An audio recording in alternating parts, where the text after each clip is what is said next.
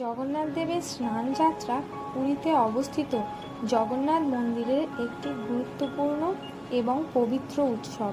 এই উৎসবটি প্রতি বছর আষাঢ় মাসের পূর্ণিমা তিথিতে পালিত হয়, যা সাধারণত জুন মাসে পড়ে। স্নান যাত্রার সময় জগন্নাথ, বলরাম এবং সুভদ্রা প্রত্যেকটি মূর্তিকে বিশেষভাবে স্নান করানো হয়।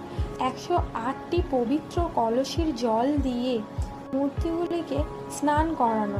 এই জল আনা হয় স্বচ্ছ নৈরজুনা নদী থেকে। পূজারীরা বিশ্বাস করেন যে প্রচণ্ড স্নানের পর দেবতারা অসুস্থ হয়ে পড়েন এবং চিকিৎসার প্রয়োজন হয়, তাই জন্য তাদের এই সময় বিশ্রাম দেওয়া হয় এবং চিকিৎসার ব্যবস্থা করা হয়।